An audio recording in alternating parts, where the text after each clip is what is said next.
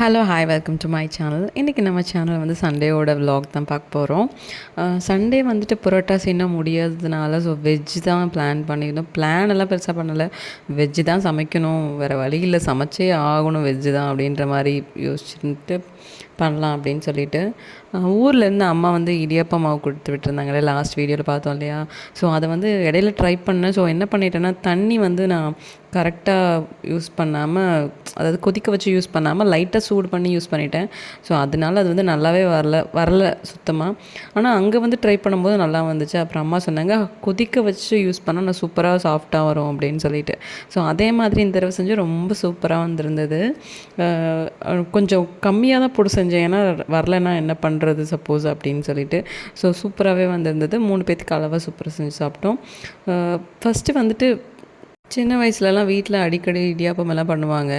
ஆனால் இங்கே நான் வந்துட்டு அவ்வளோ இப்போ பண்ணுறதே இல்லை. ஏன்னா வந்துட்டு டைம் இருக்கிறதில்ல. இன்னொன்று வந்து சாப்பிட்டோன்னா நல்லா தூக்கமும் வரும். அதனால தான் இப்போ வந்து நம்ம ஹாட் பாக்ஸ் எல்லாம் இல்லை அப்படின்னா இந்த மாதிரி சூப்பராக வந்து இடியாப்பம் வந்து நல்லா சூடாக அந்த தண்ணி பட்டு ஒரு மாதிரி வேஸ்ட் ஆகாத மாதிரி ரொம்ப சாகி ஆகிடும், ஒரு மாதிரி தண்ணி பட்டு. ஸோ அந்த மாதிரி இருக்கக்கூடாது அப்படின்னா கீழே ஒரு கிளாத் வச்சுட்டு மேலே நம்ம சுட்ட இடியாப்பமெல்லாம் வச்சுட்டு அது மேலே மூடி வச்சிடலாம். சப்போஸ் உங்கள்கிட்ட ஹாட் பாக்ஸ் இல்லைன்னா அந்த மாதிரி ட்ரை பண்ணி பாருங்கள். இடியாப்பம் அப்படியே சாஃப்டாக சூப்பராக இருக்கும்.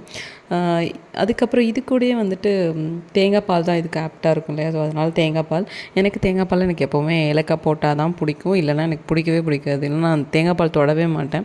ஏலக்காய் போட்டு அது மாதிரி சாப்பிட்டோம் அப்படின்னா அந்த அந்த ஃப்ளேவர் ரொம்ப டேஸ்ட்டாக இருக்கும். அது அந்த இடியாப்பம்குள்ளேயோ இல்லை ஆப்பம் பண்ணும்போதும் அந்த மாதிரி செஞ்சு சாப்பிட்டோன்னா ரொம்ப சூப்பராக இருக்கும்.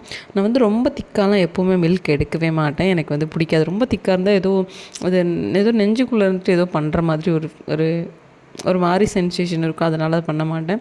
கொஞ்சம் ஒரு 2 தண்ணி ஊற்றி பண்ணுவேன். 2 தண்ணி ஊற்றும் போதுமே நல்லா வந்து மிக்சியில் போட்டு நல்லா அரைச்சிப்பேன். வடிகட்டி மறுபடியும் அதை எடுத்து மறுபடியும் ஜாரில் போட்டு அந்த அந்த சக்கையெல்லாம் மறுபடியும் எடுத்து மறுபடியும் போட்டு அரைச்சி மறுபடியும் சுடு தண்ணி ஊற்றி நான் யூஸ் பண்ணுவேன். பச்சை தண்ணி மோஸ்ட்லி யூஸ் பண்ண மாட்டேன். சுடு தண்ணினா கொதிக்கிற தண்ணியில் ஒரு மாதிரி கொதிக்க வச்சு அதை கொஞ்சம் வார்ம் ஆக்கி அதை தான் யூஸ் பண்ணுவேன். ஏன்னா வந்து சளியும் பிடிக்காதுன்னு சொல்லுவாங்க. சுடு தண்ணி ஊற்றினா, பச்சை தண்ணி ஊற்றினா சளி பிடிக்கும் அப்படின்ற மாதிரி சொல்லுவாங்க, எனக்கு தெரில. ஆனால் சுடு தண்ணி ஊற்றணுன்னா அதில் உள்ள பாலெல்லாம் வந்துட்டு நல்லா வந்துடும். உங்களுக்கு ரொம்ப சீக்கிரம் நீங்கள் வந்து எடுத்துடலாம். 2-3 தண்ணி ஊற்றினாலும் பால் வெள்ளை கலர்லேயே வரும் இல்லையா, அது வராது. 2வது தண்ணியிலே பார்த்திங்கன்னா ஃபுல்லாகவே வந்து நல்லா ஃபுல் பாலும் வெளியில் வந்துடும். நான் வந்து நாட்டு சக்கரை தான் அதிகமாக யூஸ் பண்ணேன். ஸோ நாட்டு சக்கரை அது கூட லைட்டாக உப்பு போட்டுப்பேன். அப்போ தான் அந்த டேஸ்ட் சூப்பராக இருக்கும். அதனால அப்புறம் பிரேக்ஃபாஸ்ட் முடிச்சுட்டு வந்தோடனே கீரை வந்து மதியம் பண்ணலாம் அப்படின்னு சொல்லிட்டு யோசிச்சுட்டு இருந்தேன். ஏன்னா கீரை வந்து நம்ம கார்டனில் போட்டிருந்தோம். ஆனால் இதில் ஹைலைட் என்னென்னா, கீரை எந்த இடத்துல போட்டோமோ அந்த இடத்துல வளரல, மற்ற எல்லா இடத்துலையும் வளர்ந்துருக்கு. அது எப்படின்னு தான் எனக்கு தெரில. ஒரு மழை பெஞ்சனால அந்த தண்ணியில் அந்த சீடு அடிச்சுட்டு வந்து அந்த மாதிரி வளர்ந்துச்சான்னு தெரில. மொத்தத்தில் ஆனால் கீரை வளர்ந்துருச்சு. ஸோ அந்த கீரை பறிச்சுக்கலாம் அப்படின்னு சொல்லிட்டு 2 செடி சேர்ந்தாப்பில் வளர்ந்துருந்தது. ஸோ அதில் தான் பறித்தேன். நான் ஃபஸ்ட்டு பறிக்கும்போது இதை வச்சு என்ன பண்ணுறது அப்படின்ற கொஞ்சம் தான் இருக்கும் அப்படின்ற மாதிரி மைண்ட் செட்டில் இருந்தேன். அப்புறம் தான் பார்த்தா அந்த 2 செடியில் பறிச்சதே எனக்கு ஒரு பேஸ்கெட் ஃபுல்லாக வந்துருச்சு. நம்ம வீட்டிலையே செஞ்சு, அதாவது வளர்த்து எந்த ஒரு ஃபெர்டிலைசர்ஸும் போடாமல் அதுவாக தன்னால் வளர்ந்து நம்ம தண்ணி விட்டு கஷ்டப்பட்டு வளர்த்து சாப்பிடும்போது அதில் வர்ற டேஸ்ட்டே வேறு லெவல் தான். எனக்கு எப்போவுமே அந்த கடையிலலாம் கீரை வாங்கும்போது பெருசாலாம் இருந்தால் அந்த தண்டெல்லாம் ரொம்ப முத்துனதாக இருக்கும், அந்த இலையோட தண்டெல்லாம். ஆனால் நம்ம வீட்டில் வந்து அன்றைக்கி பறித்தது வந்து ரொம்ப மெல்லிஸாக சூப்பராக இருந்தது. டேஸ்ட்டுமே வேறு லெவலில் இருந்தது. ஸோ சண்டே ஆனாலும் எனக்கு ஃபஸ்ட்டு ஒரு வேலை வரும் அப்படின்னா அந்த மாவாட்டுற வேலை தான். ஏன்னா சண்டே தான் கொஞ்சம் ரிலாக்ஸாக ஆட்ட முடியுன்ற மாதிரி. ஸோ சண்டே மாவும் ஆட்டி வச்சுட்டேன். அதுக்கப்புறமா இன்றைக்கி வந்துட்டு பருப்பு போட்டு கீரை குழம்பு பண்ணிடலாம் அப்படின்னு சொல்லிட்டு, துவரம்பருப்பை விட பாசிப்பருப்பு நல்லாயிருக்கும் அப்படின்றனால பாசிப்பருப்புலேயே பண்ணிட்டோம். ஸோ கொஞ்சம் நேரம் ஊற வச்சுட்டா நல்லா யூஸ் பண்ணும்போது, அதாவது வேக வைக்கும்போது சீக்கிரம் வெந்துடும். பாசிப்பருப்பாக இருக்கட்டும், துவரம்பருப்பாக இருக்கட்டும், எதாக இருந்தாலும். ஸோ அதனால் நல்லா வாஷ் பண்ணி நல்லா க்ளீன் பண்ணிவிட்டு அதை ஊற வச்சிடலாம் அப்படின்னு சொல்லிட்டு நல்லா களைஞ்சி 2 தண்ணி ஊற்றிட்டு அதுக்கப்புறம் நல்லா ஃப்ரெஷ்ஷான தண்ணி ஊற்றி ஓரமாக வச்சுட்டேன். அதுக்குள்ளே நான் வந்துட்டு இந்த கீரையும் வாஷ் பண்ணிடலாம் அப்படின்னு சொல்லிட்டு நிறையா வந்து அந்த கீரையிலலாம் பார்த்திங்கன்னா அது என்ன பூச்சி அரிச்சிருந்துச்சு. பூச்சி அரிச்சது தான் நான் எப்போவுமே வாங்குவேன் கடையில் வாங்கினாலுமே. ஏன்னா அதில் தான் வந்து ஃபெர்டிலைசர்ஸ் எதுவுமே யூஸ் பண்ண மாட்டாங்க, அந்தளவுக்கு அதிகமாக யூஸ் பண்ணியிருக்க மாட்டாங்கன்னு சொல்லுவாங்க. ஸோ அதனால் இதுலேயுமே பாருங்கள் எவ்வளோ பூச்சி அரிச்சிருக்கு அப்படின்னு சொல்லிட்டு. ஸோ அதனால் மஞ்சத்தூளும் உப்பு போட்டு கொஞ்சம் வாஷ் பண்ணிவிட்டு யூஸ் பண்ணலாம் அப்படின்னு சொல்லிட்டு மஞ்சத்தூள் போட்டு வாஷ் பண்ணுறதுக்காக போட்டுட்ருந்தேன். நல்லா ஒரு ஒரு 5 to 10 நிமிஷம் நல்லா அதில் ஊற வச்சிட்டோம்னா அதில் உள்ள அந்த ஏதாவது குட்டி குட்டி பூச்சியெல்லாம் கூட இருக்கும் கீரையில் எப்போவுமே. ஸோ அதெல்லாம் வந்துடும் சொல்லிட்டு அதை ஓரமாக ஊற வச்சுட்டு அதுக்கப்புறமா அதுக்குள்ளே பருப்பு நல்லா ஊறிடுச்சு. ஸோ அதனால் அது கூட சின்ன வெங்காயம் ஒரு 20 போட்டுட்டு அதை வேக வைக்க ஆரம்பிச்சிடலாம் அப்படின்னு சொல்லிட்டு பூண்டு 4 பல் போட்டுட்டு வேக வச்சுட்டேன். அது கூட சீக்கிரமாக வேகிறதுக்கு வந்து கொஞ்சம் விளக்கெண்ணெய் ஊற்றிட்டு ரொம்ப சீக்கிரம் வெந்துடும். ஸோ பச்சை மிளகாய் போட்டுட்டு அது கூட விளக்கெண்ணெய், மஞ்சள் தூள் எல்லாத்தையும் போட்டு வேக வச்சாச்சு.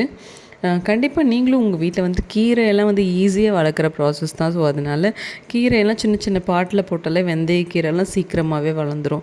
ஸோ நீங்களும் அந்த மாதிரி ட்ரை பண்ணி பாருங்கள் கண்டிப்பாக. பருப்பெல்லாம் எப்பவுமே வேக வைக்கும்போது கொஞ்சம் மூடி வச்சோம் அப்படின்னா, ஒரு 3/4 மூடி வச்சோம் அப்படின்னா டக்குன்னு வெந்துடும். ஸோ பருப்பு வெந்ததுக்கப்புறம் நான் அந்த மஞ்சத்தூள் போட்டு ஊற வச்சுருந்தோம் இல்லையா, அந்த கீரையை குட்டி குட்டியாக நீளமாக கட் பண்ணி அந்த பருப்பில் நல்லா ஆட் பண்ணிக்கலாம். ஆல்மோஸ்ட் இவ்வளோ தான் ப்ராசஸிங்கே முடிஞ்சிருச்சு. பருப்பில் போட்ட உடனே அந்த கீரை வந்து ஒரு 5 மினிட்ஸில் நல்லா வெந்துடும். 2 மினிட்ஸ்லேயே வந்துடும். நான் வந்து 5 மினிட்ஸ் விட்டேன்னா நல்லா அது அந்த பருப்போடு சேர்த்து மிக்ஸ் ஆகட்டும் அப்படின்றனால குழம்பு மாதிரி பண்ணனால, கூட்டு மாதிரி பண்ணுறதுனா 2 மினிட்ஸ் தான் ஆயிருக்கும். ஸோ நல்லா வெந்ததுக்கப்புறமா அது கூட உப்பு சேர்த்துருவேன். எப்பவுமே நான் கீரை வந்து பண்ணும்போது கம்மியான உப்பு தான் சேர்ப்பேன். ஏன்னா நிறைய உப்பு சேர்த்துருவோம் டக்குன்னு, கீரை வந்து கொஞ்சமாயிடும் திடீர்னு. ஸோ அதாவது அதோட குவான்டிட்டி வந்து கம்மியாயிடும். ஸோ அதனால நான் வந்து உப்பு மட்டும் எப்போவுமே பார்த்து தான் போடுவேன். ஒரு அரைவாசி உப்பு தான் போடுவேன். அதுக்கப்புறம் மிச்சம் பத்தலைன்னா கூட போட்டுக்கலாம், ஏன்னா மொத்தமாக போட்டு வேஸ்ட் பண்ணிடக்கூடாதுன்னு. ஸோ அதுக்கப்புறமா அதை தாளித்து விட்டு ஓரமாக வச்சாச்சு. இப்போ வந்து உருளைக்கிழங்கு பொரியல் ஈஸியாக பண்ணுறதுக்கு உருளைக்கிழங்கு நீளமாக கட் பண்ணி வேக வச்சுட்டு அதுக்கப்புறமா வேக வச்சதை எடுத்து நல்லா குட்டி குட்டியாக கட் பண்ணி ஆயில் நல்லா இரும்பு கடாயில் பண்ணணும். அதுவும் இல்லாமல் உருளைக்கிழங்கு பொரியல்லாம். ஸோ அப்போ தான் சூப்பராக இருக்கும். ஸோ ஆயில் விட்டுட்டு அது கூடயே கடுகு, சோம்பு போட்டுட்டு அது கூடயே மிளகாத்தூள் அந்த எண்ணெயிலே போட்டுட்டு லைட்டாக அதை கிளறி விட்டுட்டு அது கூடயே நம்ம கட் பண்ணி வச்சுருக்கோம் இல்லையா குட்டி குட்டி க்யூபாக, அந்த உருளைக்கிழங்கையும் போட்டுடணும்.